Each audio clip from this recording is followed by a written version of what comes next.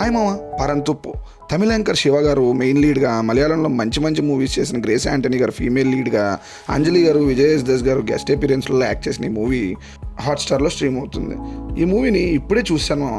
తమిళ్లో చాలా మంచిగా ఆడిందంట. ఐఎండిబిలో కూడా రేటింగ్ చాలా బాగుంది. మన లాంగ్వేజ్లో అవైలబిలిటీలో ఉంది కదా అని చూడాలని ఫిక్స్ అయ్యి స్టార్ట్ చేసి కంప్లీట్ చేసేసాం మామ. చూశాక నాకైతే పర్లేదు అనిపించింది.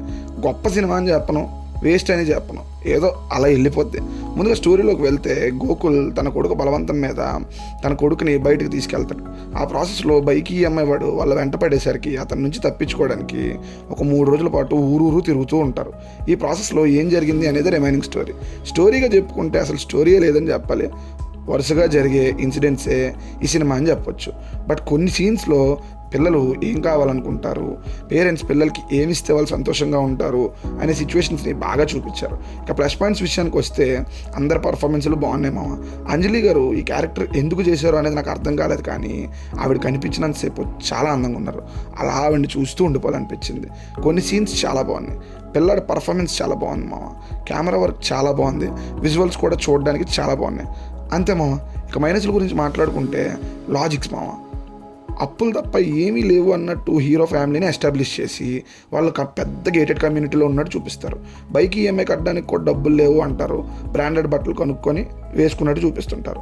సేమ్ టైం స్టోరీ కూడా ఒక దగ్గర మొదలయ్యి ఎటెటో వెళ్ళిపోతుంటుంది.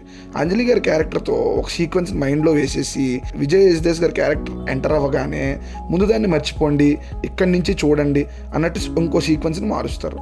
స్టోరీ ఇన్ని సంబంధం లేని టర్న్స్ తీసుకున్నాక ఇంకా ఎండింగ్ ఎలా ఇవ్వాలో డైరెక్టర్కి అర్థం కాలేనట్టు అనిపించింది అనుకుంటా. అందుకే అసలు సంబంధమే లేకుండా సినిమాని ఎండ్ చేశారు. ఇలా చెప్తున్నా అని బాగాలేదని కాదు, బిట్స్ అండ్ పీసెస్గా బాగానే ఉంటుంది. ఓవరాల్గా చూస్తే అసలు ఎందుకు చూసారా అనే క్వశ్చన్ రైజ్ చేస్తుంది. మ్యూజిక్ పెద్దగా ఏం అనిపించలేదు మామ. ఎడిటింగ్ కూడా సినిమాకి తగ్గట్టుగానే ఉంది. ఇక డైరెక్టర్ రామ్ గారు కొన్ని మంచి సినిమాలు తీసిన ఈయన ఈ మూవీ వరకు వస్తే మాత్రం ఓకే అనిపించే వరకు చూపించారని చెప్పొచ్చు.